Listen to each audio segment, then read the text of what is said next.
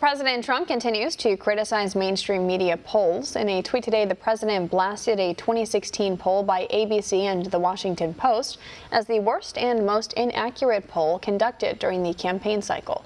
He called the media outlets bad and dangerous. In another tweet, he said many of the polls are fixed to make a certain candidate good or bad, and his internal polling looks great. This comes as ABC and The Washington Post released a new poll today showing the president with a 38% approval rating. Now, researchers are cautioning the public and candidates to be wary about polls. One America's Stephanie Myers explains. We're still over a year away from Election Day, but researchers are already trying to gauge the public's views on who they will vote for. Many of the polls indicate President Trump would lose his re-election bid against some of the 2020 Democrat candidates in hypothetical matchups. But as we've seen in the past, it could be another case of deja vu. I think these polls, I don't know, there's something about these polls, there's something phony. Those were the words of then-candidate Trump prior to the 2016 election.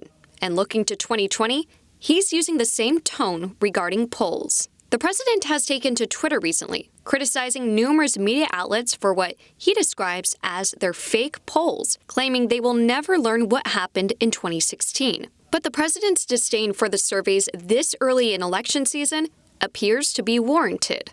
Back then, nearly all the national polls leading up to Election Day had Hillary Clinton leading, with a few exceptions, including the USC LA Times Daily Tracking Poll and OANN's poll with Gravis Marketing. The American Association of Public Opinion Research came out with a report following the 2016 election, with the firm's CEO, David Dutwin, explaining to One America News how researchers focused on polling the nation as a whole rather than at the state level. And, there's thinking that Trump made some very positive gains in those last 2 weeks in some of those upper Midwest states. So the polls didn't really catch that because they weren't really in the field up until the last minute. Dutwin emphasized the importance of polling at the state level, given how the Electoral College works.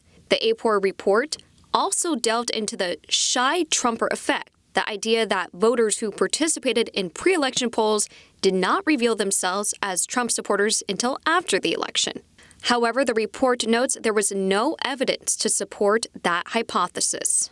Zogby Analytics released a study in August showing more than 40% of all voters in Washington state say they support President Trump on certain issues in private, but tell people the opposite. This could explain why President Trump has an unfavorable view of the questionnaires. And I saw some fake polls put out by the fake news media.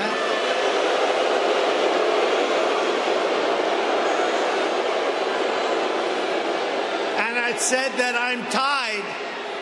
I'm tied with three of the other candidates, the Democrats. I'm tied in New Hampshire. I don't think so. One America News spoke with Trump pollster and CEO of McLaughlin and Associates, John McLaughlin, who said the biggest obstacle for pollsters is to ensure they're talking to a real voter.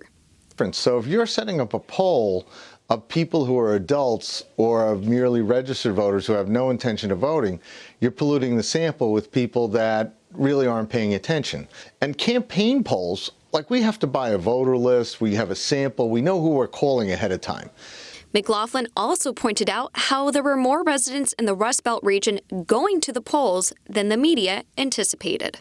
Studies conducted since the 2016 election showed how many pollsters used flawed models to carry out the surveys.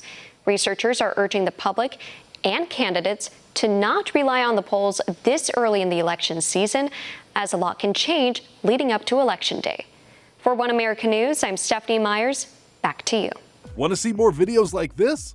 Click on the link below and subscribe to One America News on YouTube. And call your cable provider and kindly demand that One America News is added to your lineup.